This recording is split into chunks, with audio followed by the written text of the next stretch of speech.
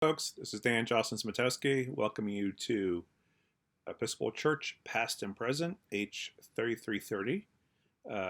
Welcome to my office. You can tell if you know me where exactly I'm sitting, across from my couch and my desk.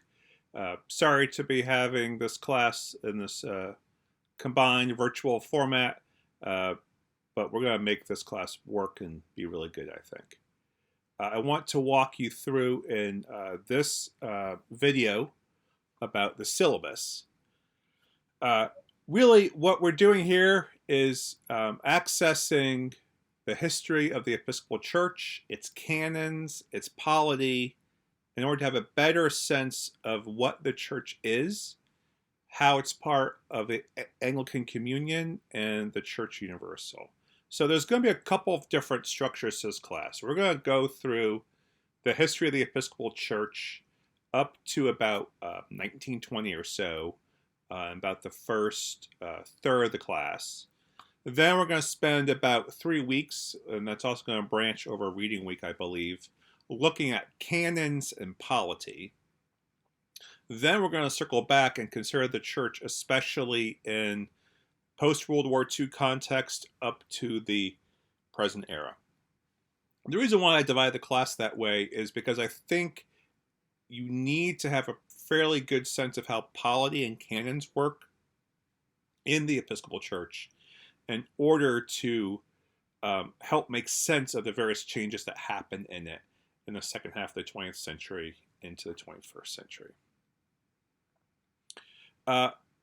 This is then going to help us get a better sense of where the church is going, how the church operates, and how you, as emerging leaders in the church, will be able to navigate your experience of the church, both at local levels, diocesan levels, and even at provincial and communion levels. So let's think about some of the course learning outcomes. I have 5 of them here. I'm looking through the syllabus on my screen. While you're watching this video, you might also want to open up your syllabus page that you can find via Populi and read along with me. When you're done with this class, you will be able to demonstrate a good understanding of the key issues, figures, theologies, movements in the Episcopal Church. You're also going to be able to understand the complexity of Anglicanism as it's represented in the Episcopal Church and how that operates in various cultural and theological ways. Obviously, this class is going to be dovetailing with Nathan Jennings' Anglican Studies course, and so that's going to be an interesting continual feedback between our 2 courses as well around this course learning outcome. You're also going to be able to express through classroom participation and written work how you are able to critically examine the broader Episcopal Church tradition and how you locate yourself within it. The Episcopal Church has complexity to it. It has different movements, it has different regional expressions, has different priorities and emphases, depending on where you're located in it. And this seminary draws people together from lots of different contexts, and that's going to be a useful ongoing conversation here, is how are you locating yourself within the Episcopal Church? You're also going to have an introductory familiarity with the constitution and canons of the Episcopal Church. You're going to do we're going to do some good study of it. You're going to do an assignment identifying various canons and then locations.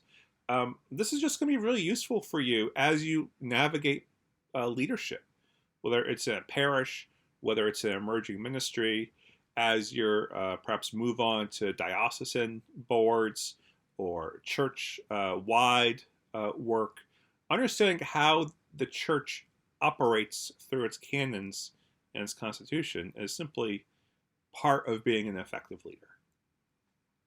And then finally, you're going to have a better grasp of the polity of the Episcopal Church. That is, how it operates, what its ecclesiology is, how decisions are made, where authority lies. And then you're going to be able to fit that within the larger context of the Anglican Communion, which many of the other provinces of the Communion actually have fairly different polities from the Episcopal Church, different ways of organizing authority, of making decisions, of governance. And so that's going to be useful for you also. You might end up doing ministry elsewhere in the Communion. You might end up Canada, England, Hong Kong, Honduras, many different places. And this is going to be useful for you, right? Let's walk through some of our other elements of the course.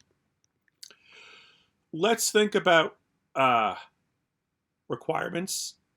Let's talk about readings. Obviously, readings are going to be essential for just doing the work. You're going to have recorded lectures, but obviously doing the readings beforehand is going to be essential for the class participation, for the group work that we have going on, and for the larger discussions I will be convening. So I want to talk about the books really quickly at this moment. Our first book is a secondary source, Robert Pritchard's History of the Episcopal Church. Please note that this is the third revised edition. You might have received a first or second edition at some point. I really encourage you to have the third edition because he has substantially expanded the book. He actually has updated material to cover especially the period from about 1995 to about 2015 or so. So please make sure you get that version. Our main primary source text is Documents of Witness by Don Armentrout and Robert Slocum. This is essentially a reader in the history of the Episcopal Church from the 1780s, ending at 1985. This is going to be key for your use. Supplementing this will be a variety of other PDFs and URLs of primary sources. So please make sure you consult those as well. We have also the Constitution and Canons. I actually can't find my current copy. One came out in 2018. I'm sure it's in here somewhere.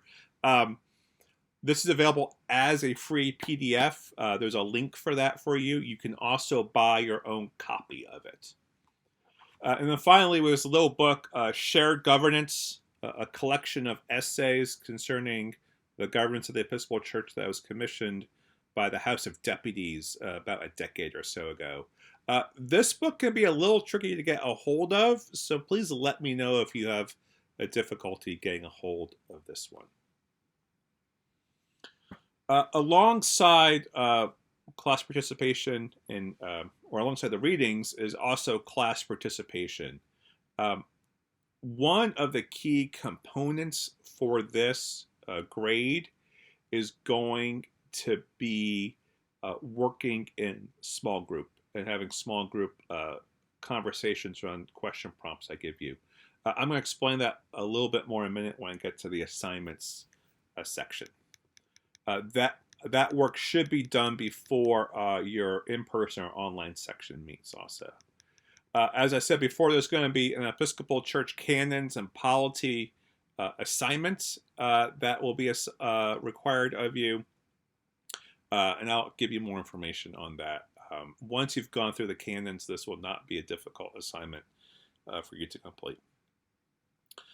Then I have kind of a tiered assignment, which is really your big research paper or project. This can be on your initiative, your discernment about what it is you want to learn more about or gain more expertise in. It can be any aspect of the history or life of the Episcopal Church, a movement, a person, a concept, an event. And you can do this as either a research paper or a project. project could be something like an adult education series, a social media campaign. Really, when it comes to a project, it's really the limits are your own imagination around that. What I've decided to do is create tiers for this. So first, you're going to submit to me a proposal by September 29th about what it is you want to do. And I'll give you guidelines for how to submit that proposal. I'll show you a rubric for that.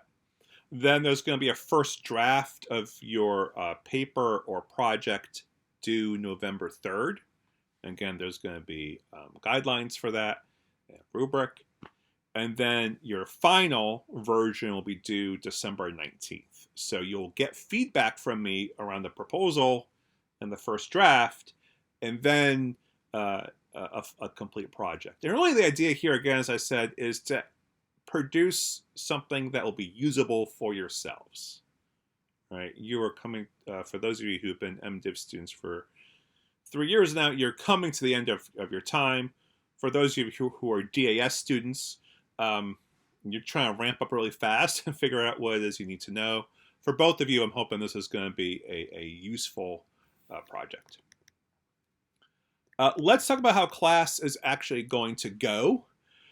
So we're going to have two sections. All right, we're going to have an in-person section and an online section based on how you all have discerned things. Okay, so all students read the assigned text for the week. As I've done in my previous history classes, I put an asterisk next to the assignments that are priority, or readings that are priority. Then all students will watch the video lectures I've created. They're going to be uploaded to YouTube. And you're going to do that prior to your section session. If you are in person, you are going to be divided into some small groups, and you are going to be given a question prompt. If you took my History 1 class, this is kind of like the response questions you had to write individual answers for. But instead, you are going to be in a small group, and you're going to be directed to a Google document. And there'll be this question you want to respond to. And you as a group form a response to this. Now, I'm not assessing it the way I assessed the response questions, where I'm really grading arguments and style and grammar and all those things. Rather, it's you all arriving collectively at an answer. That's like a nice, solid paragraph or two.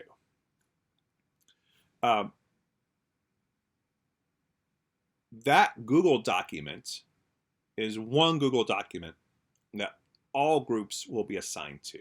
So for each week, you all will see what each other is doing. Right? Don't copy your answers, obviously. That'd be pretty obvious. In a similar way, the online students will also be in that same Google document and also be divided into small groups and also doing the same work. Then, you all are going to meet in class for a full class discussion that I'm going to facilitate if you're if you're an in-person student. What's going to happen in that session, that'll be Tuesdays for you, is we are going to look at the answers that have been generated in the Google document, and we're going to have a conversation around that. And then we're also going to go into other things that the lectures or the readings have generated. Now, if you're online only, we will meet via Zoom on Thursdays. And we'll do the same thing. We'll look at what's been generated in the Google documents. We'll have a conversation, and we're going to engage and build off of that. The hope is that this shared Google document helps everyone feel part of a larger conversation. They're all responding off of things, and I'm very hopeful that this will help your learning and make you all feel part of something that's larger, even though we're divided between online and in person. Looking at the rest of the syllabus, you'll simply see it is the course schedule. It's the same one that exists on Populi. This is, I think, fairly straightforward. If we go to the very end, let's note the various academic policies. Academic honesty, as always, is a crucial thing. I believe most of you who have been through the MDiv program have learned about what this means. Operating with integrity and fairness is always essential. So in this context, it means attributing people's work. It means stating from whom you're getting ideas if you're doing your various research work for projects or papers. I'm always happy to be in conversation with you about that. As always, Claire and her student workers are available at the Center for Writing and Creative Expression. Just note that there's a somewhat different process for accessing the center this year, so please review that in the syllabus. As always, we have a policy on disabilities. If you need a certain kind of accommodation, please be in touch with Fred and Laurel and Schluter, and they'll help facilitate that. Just to return again to the policy on intellectual property, again, I'm producing a lot of videos. I'm producing course notes as I've done before. Please respect that as material I've developed. I'm happy for you to use it. If you want to share it with people outside the seminary context, please speak to me, and we can work something out. And then finally, the Conversation Covenant. The Conversation Covenant, as I see it, is a way of recognizing that we have differing views about what the Christian life might mean, differing views of how we understand this world, the society we live in, and thus a commitment to charitably engage with each other even when we encounter difference. And when we speak to difference or conflict we have, we find a way to do that while recognizing we remain part of the body of Christ. I think especially when we get to questions of identity, which is part of what this church is about, our Episcopal Anglican identity, we can have differing interpretations of that. So how do we engage in those conversations and remain connected with each other?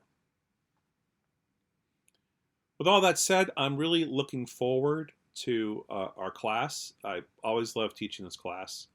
I will be producing some more videos for our beginning period, thinking about how to frame the study of the Episcopal Church, and get you launched into thinking about the emergence of Anglicanism in what becomes the United States.